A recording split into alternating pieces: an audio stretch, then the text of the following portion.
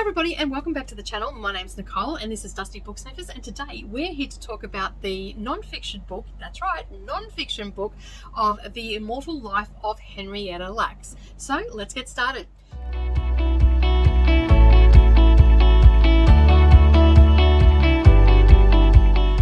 Good evening everybody and welcome back to the channel. Thank you for taking some time out of your day and spending it with me while I prattle on about the books that I have read. And today, as I said in the intro, we are talking about The Immortal Life of Henrietta Lacks. Now, how this book came onto my radar was through my Discord, and I'll leave all the links up down below for that. And each month, starting this year, each month the group members on our Discord are getting to pick the book that we're reading for the book of the month. So basically what happens, I put a post up and say, hey, do you want to be on the wheel? But everybody that commented wanted to be on the wheel. They put up their name and their favorite genre, and then basically I spin up the wheel on the 20th of each month for the following month read. So in December I spun up Flossie from Grape Jelly Library, and I'll link all her information down below. You can go and check her out. She's got a great channel. Absolutely love watching her channel, and I learned lots from her channel as well, especially about non-fiction, because non-fiction is her jam. And so she picked this book for the month, and I am so glad that she did, because it is a truly amazing book. It is my first 5-star read of the year. Sometimes I have none, sometimes I have several, but this is my first one for 2023, so that's exciting. But this book is fabulous. It was a really compelling read. There is a lot to unpack in this book. I will grant you that. There is a lot to unpack. We are unpacking about ethics, medical practitioners' ethics, the ethics about knowledge, about doing things to people that shouldn't be done in the first place. You know, whether you own your tissues after they're removed from your body and all that sort of stuff, and some law about that. But predominantly this story is about Henrietta Lacks and her family and what they have gone through as a family after learning about the fact that her cells were still out in the world. Now, you're probably going, her cells? What is this about? So in 1950, Henrietta, like after having a really tough life, she is a poor southern tobacconist farmer, and she is still farming the lands that her ancestors were enslaved on.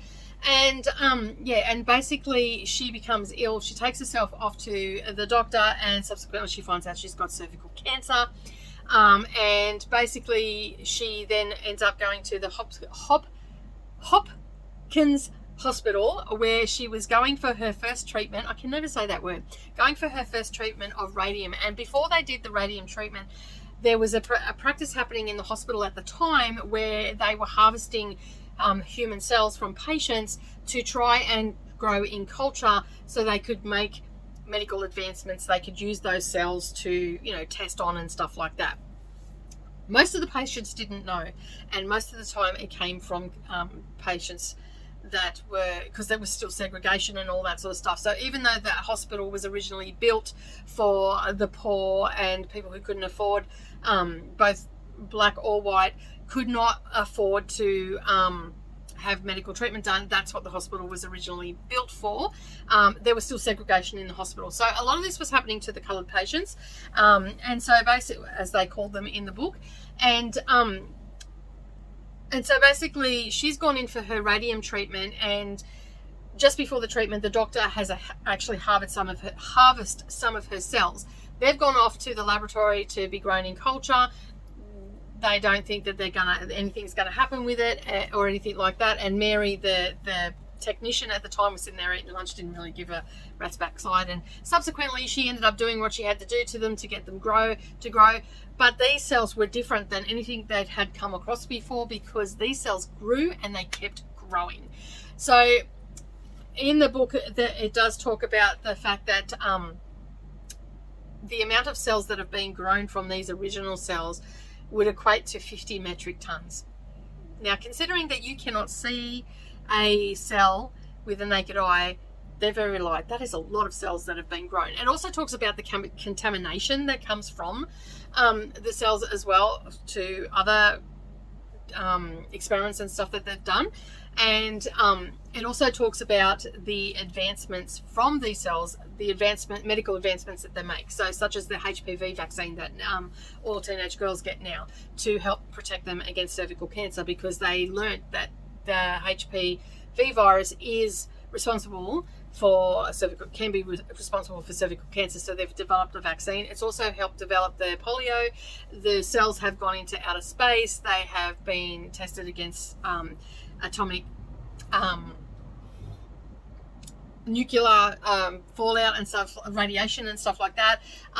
They were also, lots of different questionable experiments had been done, and all that sort of stuff. So without all of this stuff happening, a lot of the medical advancements we have now, like for cancer treatments and stuff like that, like breast cancer, prostate cancer, testicular cancer, and all that sort of stuff, cervical cancer and all that, all the drugs and everything that we have right now have been tested against the HeLa cells. And the reason that they're called HeLa is because they take the first two letters from her first name and the first two letters from her last name. Now, there was a lot of mislabeling of names and all that sort of stuff as well throughout history. And here's the kicker. They took the cells, and it wasn't until 20 years later in the 70s when the family actually knew about them and found out that her cells were still out in the world and whatnot.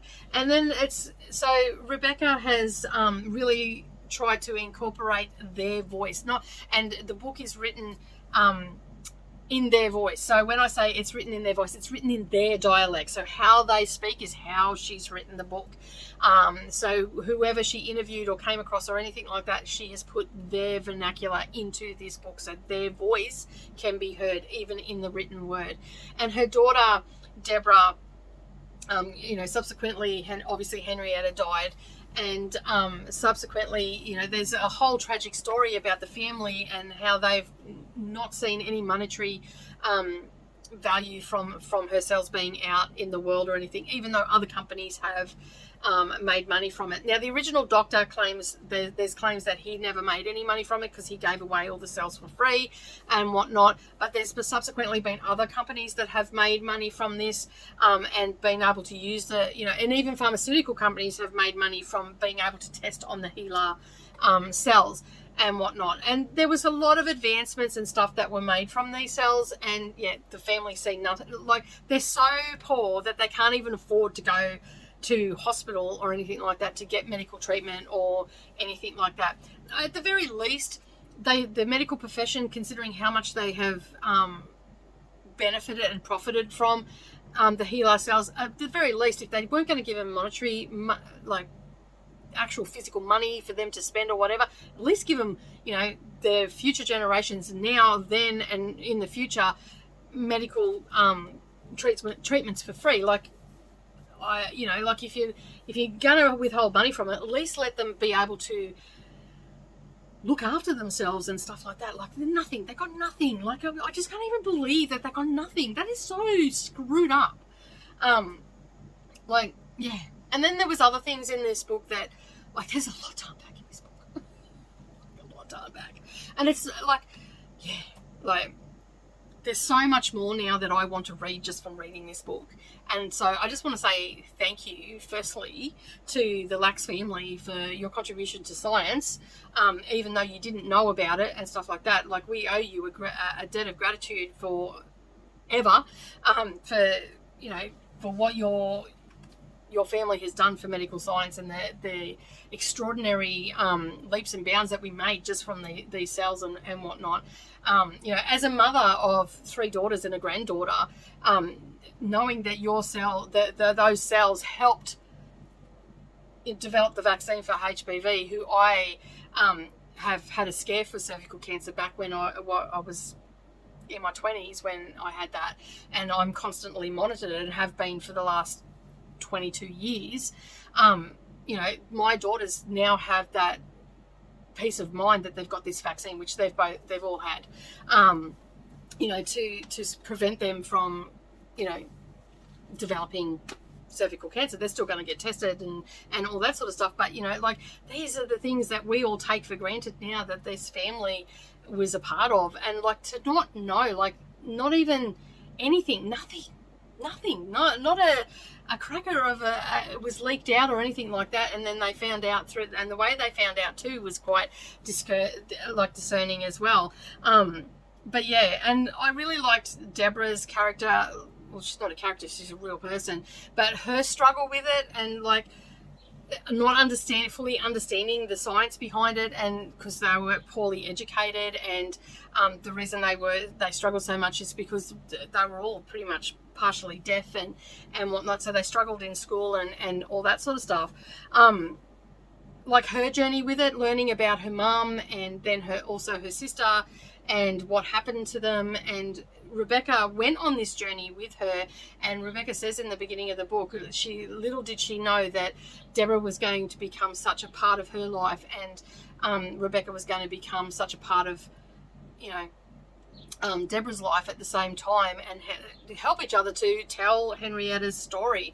It was just an amazing book. If you have not read this book, you so need to pick it up, and just listen to it if you can, read it if you can, pass it on to people that you think might be interested in. I'm now buying a physical copy to actually to give to Savannah, because I think that she'd be really interested in it as well. It ticks all the boxes for her because she's going into biology and she's always been interested in research and stuff like that, so it sort of ticks all the boxes for her. But yeah, I implore you to pick this book up and give it a read if you've never heard of it, and if you have heard of it, leave me a comment down below. What were your thoughts? Were you blown away by the way it was written? I just love how it was written, because it just tied not only the science but the human story behind it as well, and the tragedy that it was. There were some beautiful moments in it too, some loving moments and stuff like that, and I do like thinking back about the book. I think the way that Henrietta's been depicted in this book, I think she would be pleased that she got to help so many people in the end, like because she was a loving person, and she was worried about her children and stuff like that. She had a really rough life, and her husband was a bit much to be desired, but I'll leave you to discover that. But it's a 5-star read from me. Pick this book up, please, and read it. Give it a read. Okay, so that is it from me today. Don't forget to give us a thumbs up down below and hit that subscribe button, because it all helps in the long run, and keep turning those pages, and I will see you in the next video. Bye for now.